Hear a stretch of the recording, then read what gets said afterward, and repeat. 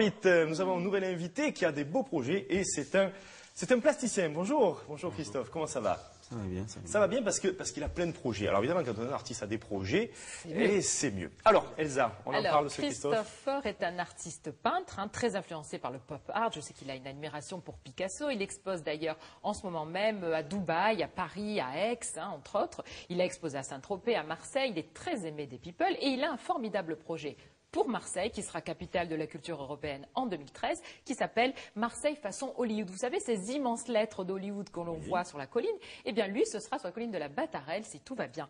Alors, dites-nous, sur ces immenses lettres, qui font quand même 17 mètres de haut sur 100 mètres de long, alors Christophe, comment est né ce projet ? Alors, il faut savoir, Christophe, que c'est un scoop. Personne ne le sait, ça n'a pas encore été dit dans aucun média de télé. C'est un scoop. C'est mieux le matin, France 3 Méditerranée. Attention, c'est un projet, mais c'est un vrai scoop. Christophe, ça vous est venu comment, ça? Ça m'est venu, en fait, dans la nuit, je dormais, je l'ai rêvé. C'est ça, les artistes. Voilà, et tout simplement, je l'ai rêvé, et je me suis levé, j'ai pris ma moto, je suis parti sur l'autoroute. Direction Hollywood. Non, c'est pas vrai. Non, Non, Battarelle. Donc, je me suis arrêté sur l'autoroute, j'ai pris des photos.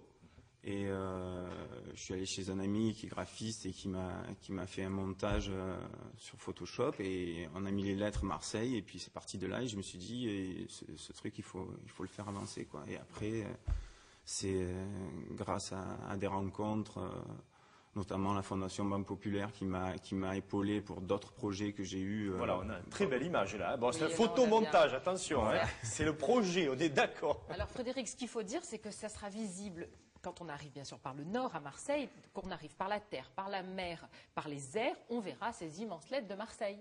Oui, voilà, c'est ça qui m'a donné la puce à l'oreille aussi, parce que en fait, il y a tous les moyens inimaginables visuels sur cette colline, puisque justement, il y a l'antenne qui diffuse votre émission. Juste au-dessus des lettres, en fait.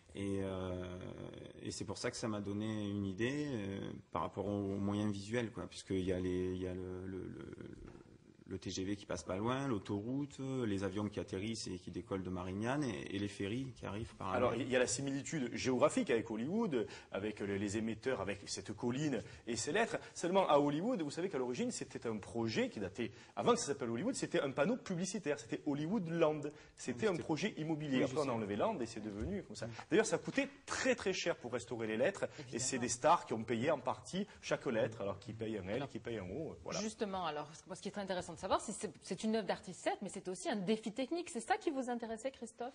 Moi, ce qui m'intéressait, c'est faire quelque chose de démesuré. Je voulais faire quelque chose de grand. C'est pas évident de faire tenir ça sur une colline. Bon, je vous rassure. Un clip, voilà. Ouais, je vous rassure, c'est pas moi qui va lui poser les lettres. Mais oui, c'est pas évident, mais c'est ça aussi, c'est le défi qui m'a plu, c'est relever le défi. Attention que tu aimes bien au Mistral. Oui, c'est bien le problème. Il y a un slogan qui dit « Impossible n'est pas marseillais ». Voilà, est-ce que c'est techniquement facilement réalisable? Techniquement, oui, c'est réalisable et c'est pour quelqu'un qui a l'habitude, c'est très facile. Même bon, c'est des fourrages, c'est couler du béton, c'est des ossatures métalliques. C'est quand même très différent de ce que vous faites d'habitude, qu'on va voir d'ailleurs à l'écran, puisque vous faites plutôt des collages avec, par exemple, de la mosaïque, d'autres matériaux. C'est une peinture collage et c'est très fort, puisque j'ai dit que vous inspiriez du pop art. Là, c'est quand même tout blanc. Oui, c'est tout blanc, mais ça reflète quand même beaucoup de choses, quoi. Parce que Hollywood, c'est le cinéma, et puis on sait tous qu'à Marseille, il y a énormément de films qui sont tournés. De plus en plus. Il y a une identité forte aussi à Marseille. Les Marseillais sont fiers de leur ville, puis la sardine qui a bouché le port, elle était énorme, donc il fallait qu'on fasse plus grand qu'à Hollywood. Bien, parce qu'elles font 1 mètre de plus qu'à Hollywood aussi. C'est ça qui est important. Quand même 1 mètre de plus. Alors, bien sûr, c'est une œuvre d'artiste, mais vous ne faites pas seulement une belle image à Marseille, vous œuvrez aussi, puisque vous êtes solidaire en quelque sorte, puisqu'il y a une action en faveur de la recherche contre le cancer, et puis aussi vous êtes dans l'insertion, puisque racontez vous-même aussi pourquoi ce projet est aussi porteur d'insertion et de solidarité. Parce qu'en fait, ceux qui vont fabriquer les lettres, c'est une entreprise de travailleurs en insertion professionnelle. Ça s'appelle Acta Vista, et donc ça fait travailler des chômeurs et des RMistes. Et je veux revendre chaque lettre à des sociétés. Il y a déjà 3 sociétés qui sont intéressées par des lettres. Et tout l'argent va être reversé pour un grand centre de lutte contre le cancer à Marseille qui s'appelle le projet U2T et pour la PHM aussi. Donc c'est un beau projet, Frédéric. Des hôpitaux de Marseille. C'est quand même formidable parce que c'est un beau projet. C'est beau et alors en même temps, ça honnêtement, aide. comme tout projet fabuleux et génial, il y a un coût derrière. Ça se chiffre à combien? Bon, alors là, ça a été chiffré approximativement, mais en tout cas, la Fondation Banque Populaire a déjà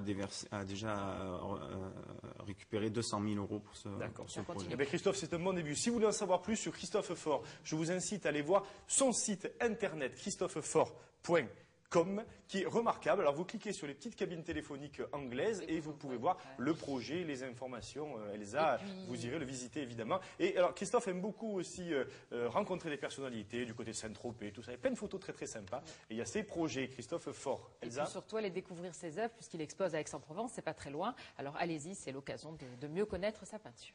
Merci Elsa, merci Christophe. Tout de suite nous retrouvons les trucs et astuces de Jérôme Louisiki. Comment enlever les traces dans le lavabo. Et oui, ça arrive.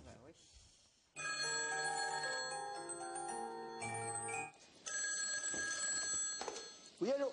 Allô, bonjour, c'est Viviane. J'ai un très très gros problème là. J'ai des grandes traces de rouille dans mon lavabo. Vous pouvez venir? Je viens, je suis tout prêt, hein? Voilà, j'arrive. Et me voici, Viviane, rapide comme l'éclair. En effet, c'est dégoûtant. Alors, le petit truc, c'est d'utiliser un torchon, comme celui-ci. Voilà. C'est pas un torchon? Oui, votre chiffon. Et on va l'imprégner de vinaigre blanc. Voilà, copieusement, on y va. On n'hésite pas. Et ensuite, on va déposer le torchon. C'est pas un torchon. Oui, la serpillière, dans le fond du lavabo, et on va la laisser toute la nuit. Et le lendemain matin, la trace aura disparu en un coup d'éponge. Et si jamais la trace résistait un petit peu, hein, ça arrive, eh bien on remet ça. Hein, la prochaine nuit, on rajoute tout simplement un peu de vinaigre sur le torchon. C'est pas un torchon. Oui, on appelle ça comme on veut, Viviane. Un chiffon, une serpillière, un torchon, c'est kiff kiff. Moi, j'appelle ça une chemise. Ah oui, mais c'est mieux de faire ça qu'un torchon, hein. Espèce d'abruti, va. Allez, retour en direct sur le plateau de C'est mieux le matin. Il est temps pour nous de vous offrir les cadeaux. Le Père Noël de C'est mieux le matin est très très généreux.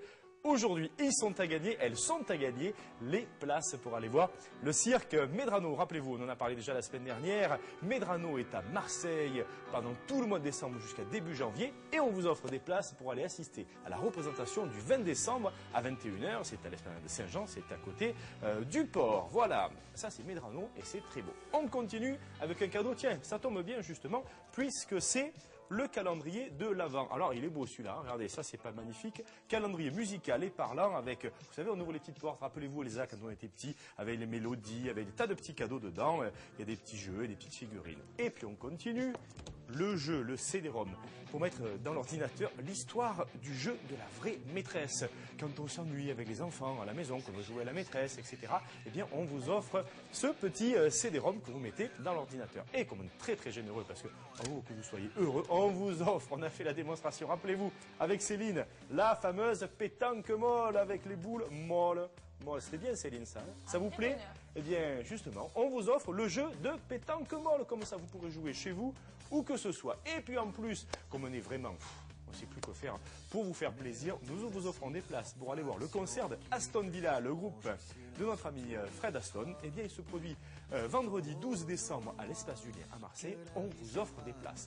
Comment gagner tous ces cadeaux?